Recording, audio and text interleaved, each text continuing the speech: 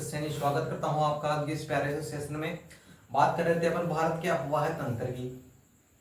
ठीक है, आज देखेंगे अपन क्या भारत का अफवाह तंत्र। ठीक है, अफवाह तंत्र को दो भागों में अपन ने विभाजित किया था। क्या किया था अपन ने? दो भागों में विभाजित किया था। एक तो सागरीय अभिविन्यास, सागरीय अभिविन्यास और नदियों के उद्गम क्या किया था अपन ने? दो भागों में विभाजित किया था। सागरीय अभिविन्यास, अभिविन्यास। दूसरा नदियों के उद्गम के आधार पर, नदियों का उद्गम। ठीक है, अपन ने दो भागों में विभाजित किया था। ठीक है, अपन इनको भी तीन तीन भागों में विभाजित करेंगे, दोनों भागों को। ठीक है, पहला अपन देखेंगे अरब सागर। कौन सा देखेंगे? बंगाल की खाड़ी, अरब सागर और अंतर प्रभावित नदियां। एक तो बंगाल की खाड़ी से, बंगाल की खाड़ी में गिरने वाली नदियां, बंगाल की खाड़ी, अरब सागर में गिरने वाली नदियां, अरब सागर में गिरने वाली नदियां और एक अंतर प्रभावित होने वाली।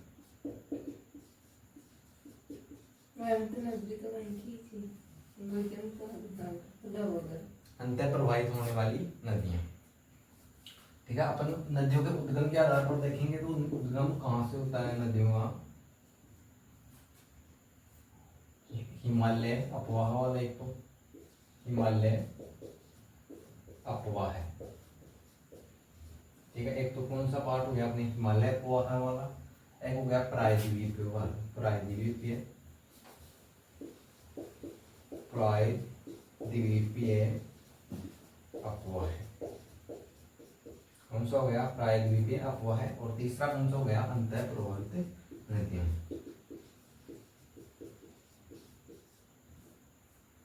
अंतर प्रभावित नदियां मतलब किसी झील से निकल रही है नदी और वो अरब सागर में गिरने से पहले ही लुप्त हो रही है, तो वो नदियां इसमें अपन पढ़ेंगे। ठीक है, देखेंगे सबसे पहले अपन देखेंगे नदियों के उद्गम के आधार पर अपन क्या करेंगे, सबसे पहले इसको पढ़ेंगे। ठीक है, नदियों के उद्गम के आधार पर अपन देखते हैं।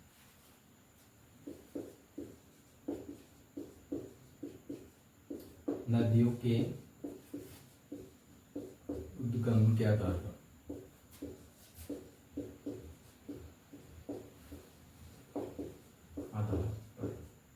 ठीक है, नदियों के उद्गम के आधार पर देखेंगे अपन। तो नदियों के उद्गम के आधार पर अपन इसको मेनली दो भागों में विभाजित करते हैं, तो हिमालय अफवाह वाला और एक प्रायद्वीपीय अफवाह है। इसको दो भागों में अपन विभाजित करते हैं। पहला अपन देखेंगे हिमालय अफवाह है, हिमालय अफवाह है। ठीक है, दूसरा अपन देखेंगे प्रायद्वीपीय अफवाह है।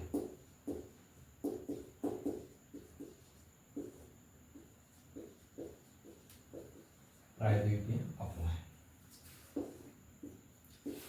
ठीक है,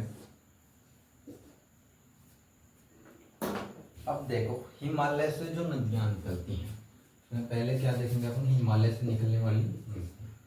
दोनों में क्या देखेंगे? अंतर देखेंगे कि अपने को कैसे पता चलेगी ये नदी प्रायद्वीप से निकल रही है या प्रायद्वीपीय भारत से निकली हुई है या पठारी क्षेत्रों से निकली हुई है या हिमालय पर्वत से निकली हुई है। उनके अंदर डिफरेंस अपन देखने वाले हैं। ठीक है, इसमें क्या है? हिमालय से निकलने वाली नदियां होती हैं, हिमालय से निकलने वाली नदियां कौन सी होती हैं? हिमालय से निकलने वाली नदियां होती हैं। और जो प्रायद्वीपीय भारत वाली नदियां होती हैं उनका उद्गम प्रायद्वीप से होता है। कहाँ से? प्रायद्वीप से। उद्गम कहाँ से है? प्रायद्वीप से उद्गम होता है। ठीक है, प्रायद्वीप से क्या होता है? उद्गम होता है। अपन देखें, एक चीज देखते हैं अपन, इनको जल की प्राप्ति कहाँ से होती है? ये जो अपना हिमालय पर्वत है, क्या है? हिमालय पर्वत है। क्या है? हिमालय। ये क्या निकल रही है? नदी निकल रही है। अब देखेंगे नदी को पानी कहाँ से मिल रहा है। एक तो हिमालय की ऊंचाई अधिक होने के कारण इसके ग्लेशियर जो है बर्फ जमी हुई है चोटियों पर, उससे नदी को जल प्राप्त हुआ है। पहला तो देखे अपन ग्लेशियर से क्या प्राप्त हो रहा है, जल प्राप्त हो रहा है। ग्लेशियर से क्या हो रहा है, जल प्राप्त हो रहा है। ठीक है, पानी ग्लेशियर से भी प्राप्त हो रहा है और वर्षा का जल कहाँ से प्राप्त हो रहा है, वर्षा जल से भी पानी क्या प्राप्त हो रहा है, नदियों को वर्षा से भी क्या प्राप्त हो रहे हैं, पानी प्राप्त हो रहा है। दो तरीके से इनको पानी प्राप्त हो रहा है, इसलिए इन नदियों की क्या विशेषता बनती है। ये नदियां क्या है, सदाबहार नदियां हैं। कैसी नदियां हैं, दो जगह से पानी मिलेगा तो भाई सभी सदाबहार हो जाएंगे। सदाबहार नदियां हैं। कैसी नदियां हैं, सदाबहार नदियां। अपन देखें, ये अपना एक प्रायद्वीप है, वहां से क्या कर रही है, नदी निकल रही है। केवल यहाँ पर जरिया क्या है, नदी के बहने के लिए पानी का जरिया क्या है, वर्षा जल से ही केवल यहाँ पर पानी की प्राप्ति होती है। क्योंकि जो पठार होते हैं वो इतने अधिक ऊंचाई वाले नहीं होते हैं, वर्षा जल से यहाँ पर क्या होती है, नदियां प्रवाहित होती हैं। ठीक है, अब एक तो वही ज्यादा जल होगा तो वो ज्यादा दिन तक बहेगी, कम जल होगा तो वो कम दिन तक बहेगी। कैसी नदियां होती हैं, यहाँ पर मौसमी नदियां होती हैं। कैसी, मौसमी नदियां, मौसमी नदियां होती हैं। कैसी नदियां होती हैं, मौसमी नदियां होती हैं। अब ये नदियां क्या होती हैं, इनका बहाव क्षेत्र क्या होता है, अधिक होता है, और प्रायद्वीपीय अपवादी का बहाव क्षेत्र कम होता है। क्या होता है, प्रायद्वीपीय जो अपवाह वाली जो नदियां हैं उनका बहाव क्षेत्र कम होता है, और हिमालय वाली जो नदियां हैं उनका बहाव क्षेत्र अधिक होता है। ज्यादा पानी आएगा तो ज्यादा दूर बहेंगी, कौन सी बात है। ठीक है, हिमालय की जो नदियां हैं, जो हिमालय नवीन पर्वत वलित पर्वतमाला होने के कारण इसकी जो नदियां हैं वो भी क्या है कि युवा अवस्था में हैं। नदियां क्या हैं, नदियां क्या हैं, युवा अवस्था में है, युवा अवस्था में। नदियां कैसी अवस्था में है, युवा अवस्था में है। और जो प्रायद्वीपीय अपवाह वाली जो नदियां हैं उनको किस अवस्था में बताया गया है, वर्ध अवस्था में बताया गया है। वर्ध अवस्था में, इसी अवस्था में, वर्ध अवस्था में बताया गया है। इधर कौन सी हो गई, हिमालय वाले, और इधर प्रायद्वीपीय वाले। ठीक है, हिमालय की नदियां हैं वो लंबी बहती हैं तो उनमें क्या होता है, अपर्दन की क्षमता अधिक होती है। किसकी, अपर्दन की क्षमता अधिक होती है, क्षमता अधिक होती है। क्या होता है, अपर्दन की क्षमता अधिक होती है, और इनमें निक्षेपण की क्षमता अधिक होती है। इनमें क्या होती है, निक्षेपण की क्षमता अधिक होती है। क्या होता है, इनमें क्या होता है, अपर्दन। तो एक तो अपर्दन का अर्थ होता है कि नदियां अपने साथ जो कूड़ा या जो पत्थर वगैरह जो भी होता है उनको बहाकर ले जाती हैं, वो क्या होता है, अपर्दन होता है। और उन्हीं को जब नदियां छोड़ते हुए चलती हैं उसको क्या बोलते हैं, निक्षेपण बोलते हैं। ठीक है, अपर्दन की क्षमता अधिक होती है और निक्षेपण की क्षमता अधिक होती है।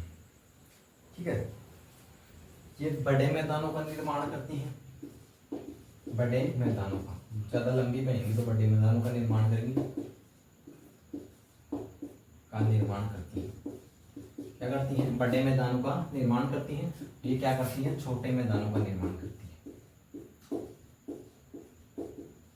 क्या करती हैं, छोटे मैदान बनाती हैं।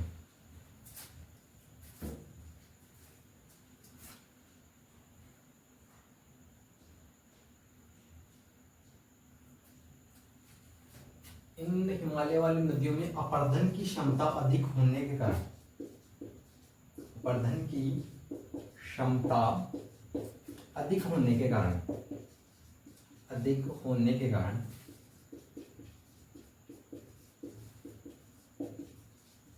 क्या करती हैं ये, गहरी घाटियां बनाती है, गहरी घाटी बनाती है, गहरी घाटियां बनाती हैं। क्या करती हैं, गहरी घाटी बनाती हैं। जिनमें अपरदन की क्षमता कम होने के कारण ये क्या बनाती हैं, चौड़ी घाटियों का निर्माण करती हैं, चौड़ी घाटियां बनाती हैं, चौड़ी घाटियां बनाती हैं। क्या करती है, चौड़ी घाटियां बनाती हैं। ठीक है, ये हिमालय वाली नदियां क्या करती हैं, मुख्य रूप से जलप्रपातों का निर्माण करती हैं, जलप्रपातों।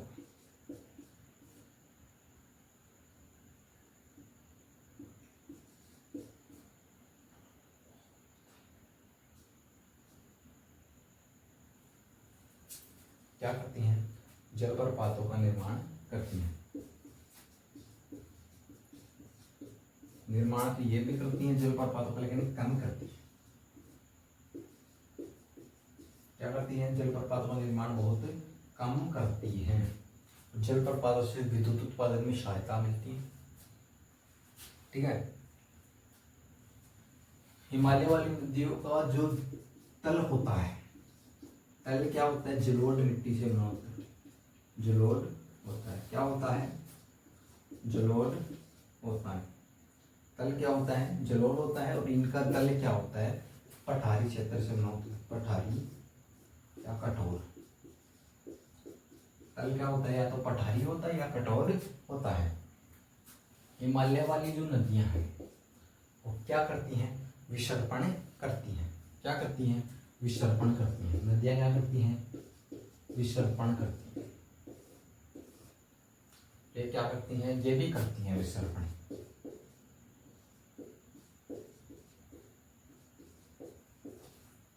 ठीक है, विसर्पण क्या होता है, अब किसी भी बंदे को मान लो या किसी व्यक्ति को मान लो, उसको आज़ादी मिलेगी तो वो क्या करेगा, ऐसे घूमते हुए जाएगा। ठीक है, तो ये नदियों को, हिमालय वाली जो नदियों को है, हिमालय से निकलते ही खुले मैदान बहने के लिए मिल जाते हैं। तो ये क्या करती हैं, एक तरीके से इस तरीके से इस आकार में बहती हुई रहती है। ठीक है, इसको क्या कहते हैं, इस भाव की जो इसका तरीका है, इसको अपन क्या कहते हैं, विसर्पण। क्या कहते हैं, विसर्पण कहते हैं। तो ये लंबी होने के कारण बहुत लंबे क्षेत्र में विसर्पण करते हुए बहती हुई जाती हैं। तटवर्ती क्षेत्रों के पास ये नदियां भी विसर्पण करती हैं, ये भी क्या करती हैं, विसर्पण करते हैं। लेकिन ये क्या करती हैं, छोटे मैदान होते हैं, लेकिन जो भारत का पश्चिमी तट है, उस तट वाले क्षेत्र के पास जो प्रायद्वीपीय अपवाही जो नदियां हैं वो क्या करती हैं, विसर्पण करती हैं। ठीक है, आज की क्लास में इतना ही। Thank you.